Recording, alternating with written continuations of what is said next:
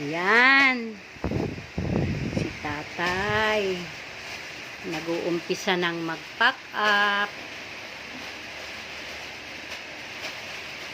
Pinupunasan niya ang kanyang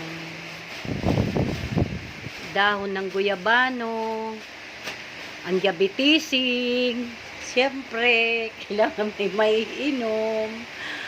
Ay, si Shakira, laging nakabantay mula pa kaninang umaga.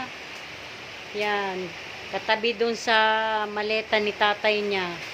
Binabantayan niya talaga yung mulat umpisa nang tumawag. Nag-umpisa lang siya naging malungkot ng yan. Tumulog na. Nag-umpisa lang siya naging malungkot nung mag-test na, nung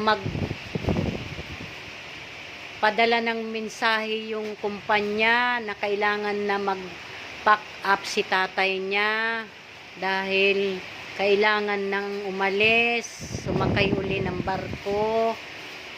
So, kailangan na bukas pupunta ng Manila para mag-PCR test at quarantine. Nagising ka na, anak? Shakira? Nagising ng bebe koy? Ayan. Punta ka kay tatay. Ayun, oh. Ayan yung pagkain niya. Hindi kinain dahil gusto niya. Bantayan niya lang ng bantayan ng tatay niya habang nagliligpit ng mga dadalhin. Ganyan siya ka-loyal sa ama niya. Kasi ama lang niya yung kakampi niya pag pinapagalitan siya. Tatay niya tagapainom ng tubig. Diba, sweet? Oo. Say, Ikaw, sweet. Shakira. Sabi mo, love you. Love you. Shakira, hindi. Happy birthday. Happy birthday.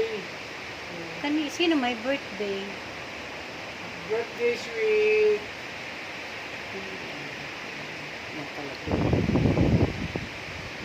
Hindi ka na nga dito. Hindi man lang, wala man lang lambing yung happy birthday mo. Ano ba yan?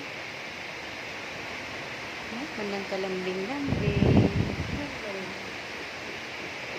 Ayan, nagkakahig na. Nagkakahig na siya. O, dito. O, ito. O. Nasaan na? Ay. Ayan na.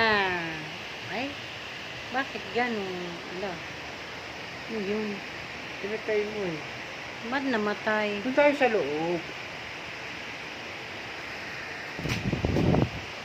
Hindi, kasi ano to eh. Ba't